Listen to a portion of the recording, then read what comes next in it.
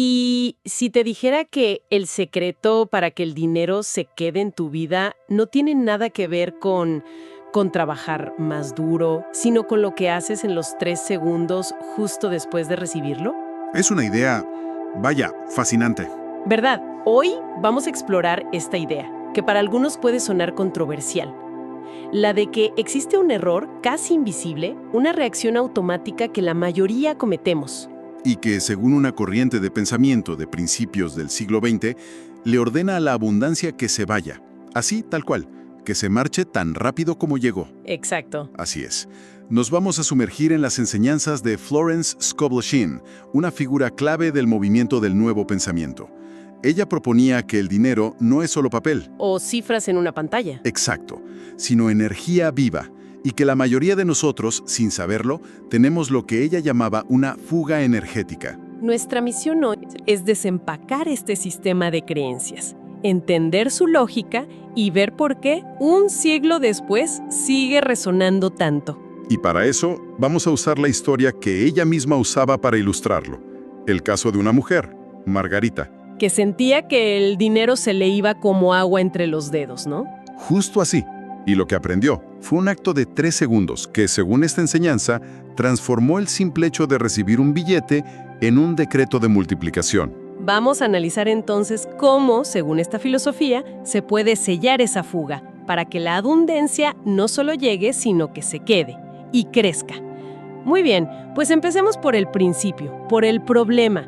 ¿Quién era Margarita? ¿Cuál era su situación? Porque no hablamos de alguien que no generara ingresos, ¿verdad? Para nada. Y ese es el punto central de todo esto. Margarita era el epítome del esfuerzo. O sea, ¿trabajaba mucho? Muchísimo. Tenía su trabajo, recibía su salario puntualmente, a veces hasta generaba ingresos extra. El problema no era la llegada del dinero. Era su permanencia. Su increíblemente corta estadía. Era casi una ley en su vida.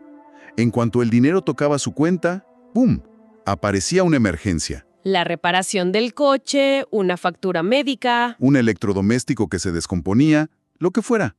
Ella sentía literal que tenía las manos agujereadas. Lo que mucha gente llamaría mala suerte, ¿no? Sales de una y te metes en otra. Claro. Pero aquí es donde el diagnóstico de Scovel Shinn se desvía por completo de lo convencional. Ella no le habría pedido ver sus estados de cuenta. No era un problema de presupuesto, entonces. Para nada. Para ella, el problema no estaba en las finanzas de Margarita, sino en su conciencia. La premisa es que el mundo exterior es un espejo de nuestras convicciones más profundas. Y en el subconsciente de Margarita, la palabra que más sonaba era escasez. Una escasez ansiosa, temerosa. Exacto. A ver, entiendo la teoría, pero eso me genera una duda. Mucha gente tiene una relación de estrés con el dinero por razones muy reales, ¿no? Digo, no solo por creencias. Es una pregunta crucial. Y la respuesta, desde esta perspectiva, no niega la realidad de esas presiones. No se trata de decir la deuda no existe. Claro. Se trata de la postura interna que se adopta frente a esa realidad. La enseñanza se enfoca en el poder del individuo para cambiar su propio campo magnético, por así decirlo. La creencia de Margarita, forjada desde niña al ver a sus padres luchar, era que el dinero era sinónimo de estrés. Y esa creencia la llevó a un hábito, a una reacción casi instantánea. Al error fatal del que hablábamos al principio. Cada vez que recibía dinero, su primera reacción interna en una fracción de segundo no era de alivio. Ni de gratitud. Era de miedo. Su mente saltaba a ¿para cuántas facturas alcanzará? ¿Cuánto durará? ¿Y si surge algo más? Y al recibir la abundancia con esa energía de miedo, le estaba dando una instrucción muy clara al universo o a su subconsciente, si queremos un término más psicológico. Exacto. Le decía, el dinero es un problema. Envíame más problemas relacionados con el dinero. Y el universo, pues obediente, cumplía. Le mandaba las crisis que ella en el fondo ya estaba esperando. Es un círculo vicioso. Una profecía autocumplida, totalmente. Entonces, ¿qué tuvo que pasar para que Margarita rompiera ese ciclo? Generalmente se necesita un punto de quiebre. Y fue uno muy grande. Un día recibió una carta oficial. Era sobre una deuda antigua que había olvidado, pero con los intereses acumulados se había vuelto una cifra imposible para ella. La gota que derramó el vaso. Totalmente. Esa noche se derrumbó, y en su desesperación, por primera vez, no rezó pidiendo dinero. Estaba tan harta de ese juego que solo pidió claridad. una salida a esa prisión invisible que sentía. Es curioso cómo en muchas tradiciones ese estado de rendición, de dejar de luchar con las mismas herramientas, es el primer paso real. Es fundamental. Es el momento en que se deja de intentar resolver el problema con la misma mente que lo creó. Fue en ese estado de apertura que llegó a Florence Scovel Shinn. Y llegó esperando consejos de finanzas, me imagino, un plan de pagos, algo práctico. Claro, pero Florence escuchó su historia y vio algo completamente distinto. ¿Qué fue lo que vio? Vio a un ser espiritualmente poderoso que por pura ignorancia de la ley universal estaba usando todo su poder de manifestación para crear carencia. Híjole, qué fuerte. Y su diagnóstico fue directo. La fuga no está en tu cuenta bancaria, está en tu conciencia. En el instante en que un billete toca tu mano, tu mente lo bautiza con energía de miedo. Sin saberlo, estás bendiciendo su partida. Ok, hasta ahora hemos hablado del problema, del diagnóstico. Pero, ¿cuál fue la solución? ¿Qué fue lo que Florence le dijo que hiciera, concretamente? Aquí es donde entra el famoso ritual de 3 segundos. Flores le explicó que la sustancia divina, como ella la llamaba, que se manifiesta como dinero, es energía sensible. Que responde al magnetismo y al propósito. Exacto. Cuando la recibes con miedo, es como recibir a un invitado y de inmediato señalarle la puerta de salida. No le das una razón para quedarse. El acto de sellar es darle un propósito, un hogar. Una metáfora muy potente. ¿Y cómo se hace ese sello? Es una técnica que fusiona 3 acciones en un solo instante, en una ventana de 3 segundos, desde que el dinero toca tu mano o ves la notificación. Lo primero es el acto físico. ¿Qué sería? Cerrar conscientemente la mano sobre el billete, o si es digital, poner la mano sobre el corazón. Es un gesto deliberado. Y fíjate que, aunque suena muy metafísico, tiene un paralelo con la psicología moderna. Es un ancla kinestésica. Un ancla, como para cortar la corriente de pánico que normalmente sentiría. Justo eso. El patrón de ansiedad es automático. El acto físico deliberado lo interrumpe. Rompe el trance del miedo antes de que tome el control. Es decirle a tu cuerpo, alto, vamos a hacer algo diferente. De acuerdo, primer paso, el ancla física. ¿Cuál es el segundo? El segundo es el sentimiento. Y esto es clave. Florence le dijo que debía evocar conscientemente una oleada de poder y gratitud, pero no una gratitud tímida, sino una sensación de autoridad. A ver, explícame eso. La instrucción era, siéntete como una reina recibiendo el tributo que legítimamente le corresponde, no como una mendiga recibiendo una limosna. Eso de sentirse como una reina suena un poco, no sé, grandilocuente. ¿No basta con sentirse agradecida y ya? Es que el sentimiento de falta es muy profundo. Para contrarrestarlo, necesitas una emoción igual de poderosa, pero en dirección opuesta.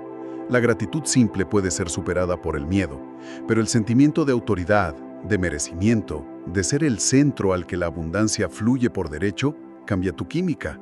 Pasas de ser víctima a ser dueña de la energía. Exacto. Es una sobreescritura emocional. Entendido. Entonces tenemos el ancla física, el sentimiento de poder y el tercer componente. La orden mental. En ese mismo instante, mientras cierras la mano y sientes el poder, debes pronunciar una afirmación específica en tu mente, una instrucción clara.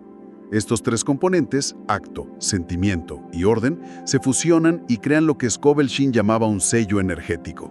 Y supongo que esa orden mental tenía que ser específica. Si la vieja orden era vete a pagar problemas, la nueva debía ser algo como quédate y crece. Justo así. Florence le entregó lo que llamó la afirmación maestra para sellar el dinero. Y es muy precisa. Doy gracias por este dinero como símbolo de la inagotable abundancia de Dios. Lo sello ahora en mi vida para que se quede, me bendiga y se multiplique bajo la gracia y de manera perfecta. Analicemos esa frase, porque cada parte parece tener un propósito. Doy gracias es el punto de partida, la gratitud. Sí, alinea la energía.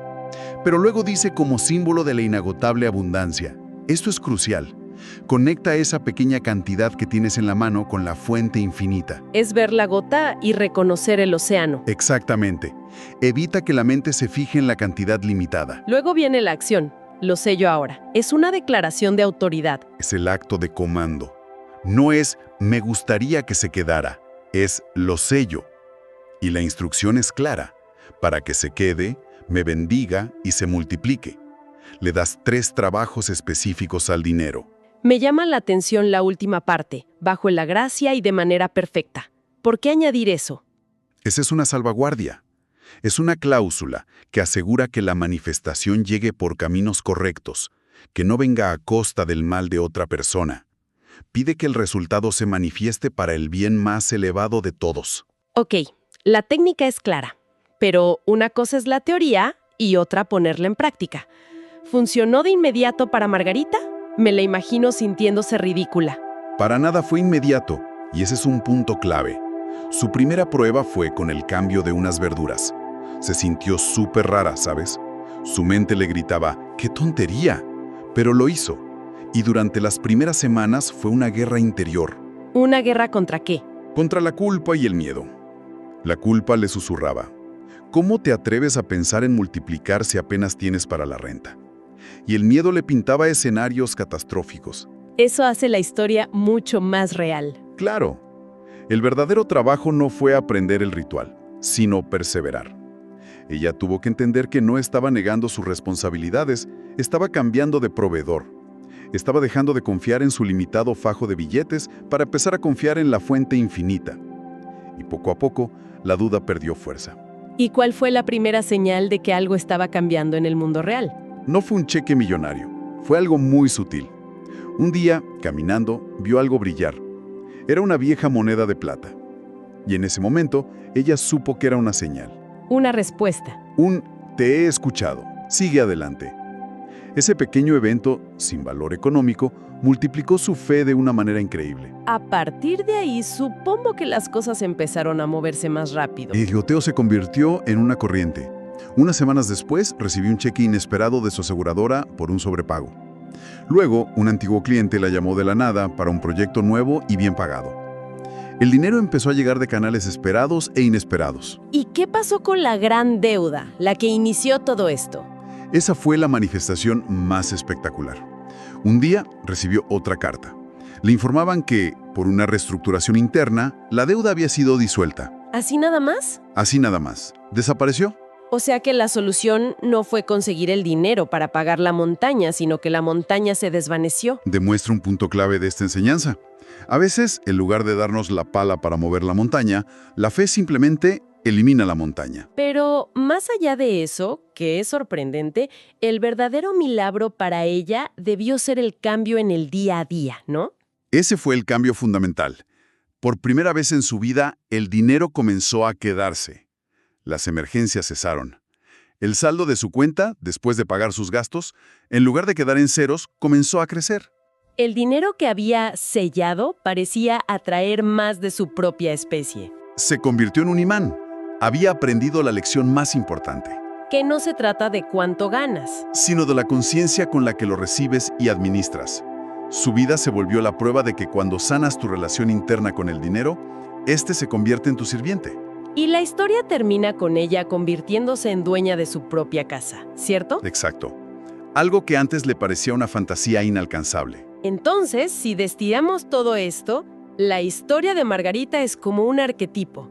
La lección es que nuestra conciencia, en el momento de la transacción, determina si actúa como un imán o como un colador. Precisamente.